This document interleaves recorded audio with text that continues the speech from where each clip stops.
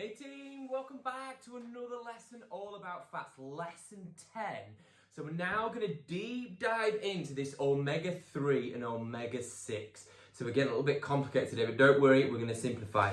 Okay, so omega-3 and omega-6 fatty acids. So they come from polyunsaturated fatty acids. So if you're eating polyunsaturated fatty acids, they've got omega-3 and omega-6 in them.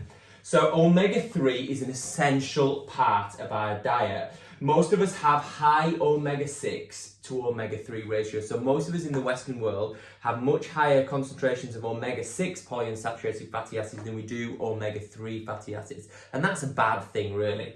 The best ratio, although I don't want you to get hung up on this and start building graphs and stuff, is 1 to 3. So 3 omega-3s to 1 omega-6. I'm going to talk more about this in a second, don't worry, but it's a 3 to 1 ratio, omega-3 to the 3, omega-6 to the 1. Yeah? So why do we want to have a ton of omega-3s? Well, omega-3 fatty acids, what they do, so they increase brain function.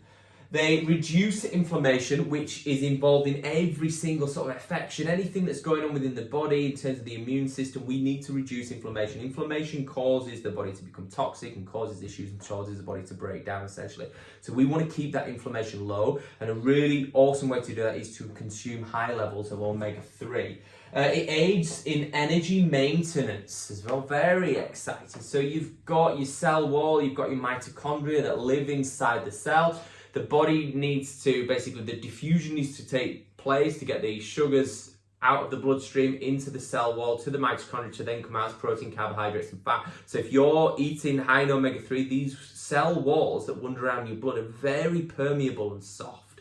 So diffusion, which is basically, the diffusion is basically where osmosis, where basically something sinks in, passes through a semi-permeable membrane, basically. So where the sort of energy, if you like, the food comes into the cell wall, diffuses through, gets into the mitochondria, the little power stations, and then pops back out as energy. Whereas if your diet's quite high in omega-6 or too high in omega-6 versus omega-3, these cell walls, or high in trans fats rather is probably a better way, these cells become quite hardcore and things just bounce off and blood sugar levels rise as a result. So we need a high omega-3 diet, in my long-winded way. Have 3 different types of fats. So omega-3s have 3 different types of fats. You have DHA, EPA, and ALA. So you don't need to know too much about those, right? DHA and EPA, your body uses them the best. So they're the most important ones for us, if there is a more important. And they're found in things like fish, sea, veg, and algae. So we don't need to go into the DHA and EPA, but basically if you're eating fish, seaweedy, sea veggie stuff, and then some algae, then obviously you're getting a decent amount of EPA and DHA in there. And the plant-based sources, so chia seeds, hemp seed, flax seed, and walnuts. Walnuts also have high ALA in them, which is also awesome. But your chia, hemp, and flax are really good for increasing your omega-3 if you're on a plant-based diet. But it's good to get a mixture of fish and the sort of the plant-based as well. The body likes a variety as a spice of life. So omega-6. So omega-6 is important, it is good for us, but in the Western world we consume far too much of it because of the sort of processed foods that we consume are usually higher in omega-6, yeah? Nuts and seeds are generally high in omega-6, and omega-6 is easily oxidized. Remember that oxidization that we spoke about before? So the temperature easily rises and the oil quickly becomes rancid and has no nutritional properties in it. So we don't want to get those too much omega-6 in the diet. We definitely don't want to cook with omega-6 at high temperatures. So guidelines, don't go nuts. Yeah? No, never, no. So limit processed food. Limiting processed food is going to make a massive difference. In other words, don't go nuts, don't worry about it. Limit your processed foods, eat quality fish twice a week. Salmon or tuna are particularly high in omega-3, but there's loads of other sources.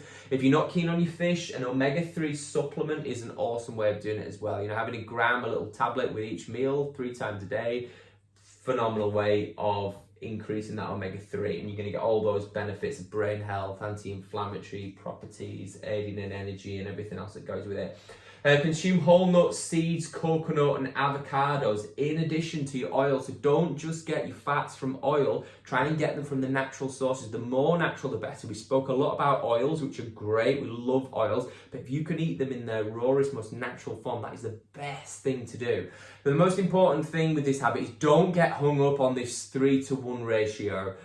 Think more about eating natural sources of food, full stop. Be a caveman/cavewoman. Look at the food and think, did the caveman or the cavewoman, did they eat that? Did they actually eat a pizza in a box? Probably not. So that will give you a decent balance of 3-to-1 ratio. So no takeaways, or limit your takeaways.